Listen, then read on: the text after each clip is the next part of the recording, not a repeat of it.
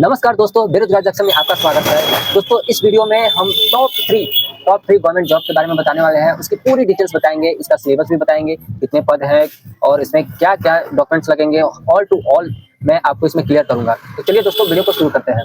तो सबसे पहले हम यहाँ देखेंगे कि आपका जो यहाँ पे 2026 के टॉप थ्री 2026 का जितना टॉप थ्री आपका जो जॉब्स के लिए है वो यहाँ पे दिया गया है। ठीक है, 10वीं पास, इसमें जो सर्टिफिकेट लगने वाली है वो 10वीं पास पर है। आपका ये गोल्डन मौका है और इसमें हम कवर करवाएंगे railway group D, India post GDS और एसएसटी एमटीएस का जो वैकेंसी आने वाला है उसके बारे में भी हम बात करते हैं। तो ये रहा 1026 की टॉप थ्री मौका। तो चलिए वीडियो को शुरू करते हैं। तो सबसे पहले हम यहाँ पे जानकारी ले लेते हैं आरआर ग्रुप डी के बारे में। ठीक है, आरआर भी जो है उसका लेवल 1 का है, लेवल 1 भर्ती का जो अभी आवेदन प्रक्रिया चालू है उसमें आपको लगभग 22,000 प्लस वैकेंसी है।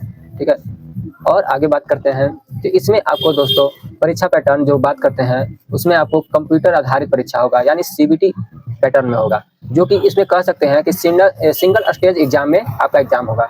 आपका समय जो है आपको 90 मिनट की दी जाएगी।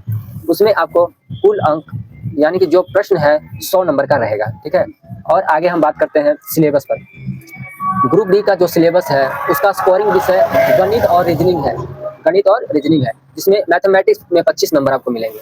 मैथमेटिक्स में आपको 25 नंबर मिलने वाले हैं। और उसमें भी आपको कौन कौन से चैप्टर पढ़ने हैं वो यहाँ पे दिया हुआ है, जो कि संख्या पद्धति है, नंबर सिस्टम, प्रतिशत है यानी परसेंटेज, लाभ हानि आपको पढ़ना है, प्रॉफिट एंड लॉस और समय कार्य, टाइम एंड वर्क, ये आपको कवर करना है। और रीजनिंग में आपको 30 नंबर मिलने वाला है, जिसमें आपको कोडिंग डिकोडिंग पढ़ना है, रक्त संबंध पढ़ना है यानी ब्लड रिलेशन पढ़ना है, दिशा एवं दूरी पढ़ना है, कथन और निष्कर्ष पढ़ना है। आपको ये कवर कर लेना है, आपका नंबर आ जाएगा। और आगे हम बात करते हैं दोस्तों तो सामान्य ज्ञान का, जनरल साइंस के बारे में, जिसमें आपको 25 नंबर की क्वेश्चन आएगी इसमें। तो लेवल 1 के लिए आपको 10वीं कक्षा स्तर यानी 10th स्टैंडर्ड लेवल का आएगा क्वेश्चन। इसमें आपको फिजिक्स पढ़ना है और आपको केमिस्ट्री पढ़ना है और इसमें बायोलॉजी पढ़ना है। तो इसके अंतर्गत आप तैयारी कर लेंगे तो आपका नंबर पक्का आ जाएगा। सारे के सारे एनसीईआरटी से जुड़े रहेंगे किताबें। ठीक है, और आगे बात करते हैं तो सामान्य जागरूकता और करंट अफेयर्स में आपको 20 नंबर मिलने वाले हैं।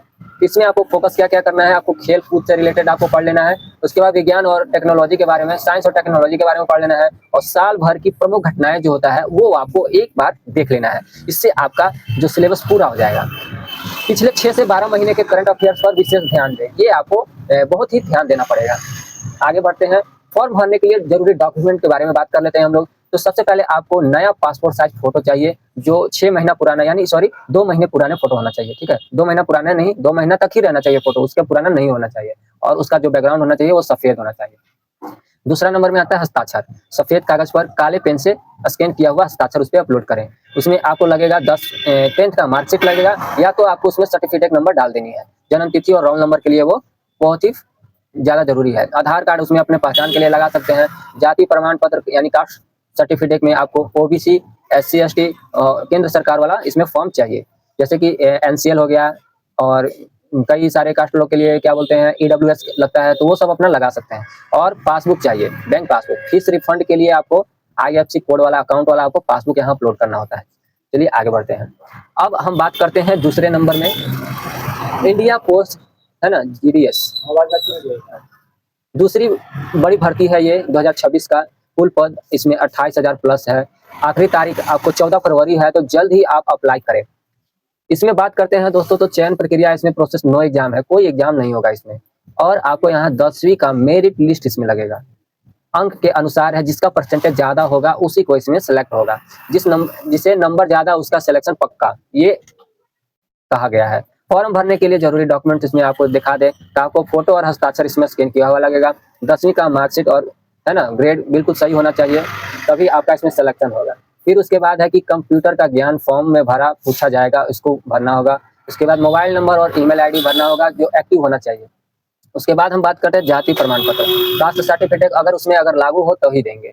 आगे बात करते हैं, इसमें आपको दोस्तों SSC MTS और 2026 तीसरी बड़ी भर्ती, इसमें आप देखते हैं नोटिफिकेशन जून 26 से आने वाला है ना संभावित। इसकी तैयारी से अभी से शुरू कर दें।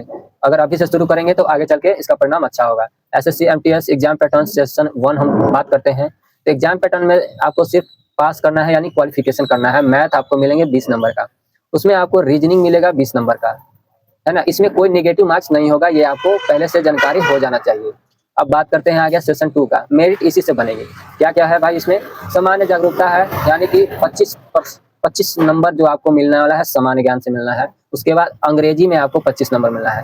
तो जो जनरल नॉलेज है उसमें से आपको हिस्ट्री, जियोग्राफी, है ना, कॉन्स्टिट्यूशन, इकोनॉमिक्स और जनरल साइंस, इसमें आपको कवर कर लेना है, आपको 25 नंबर मिलेगा।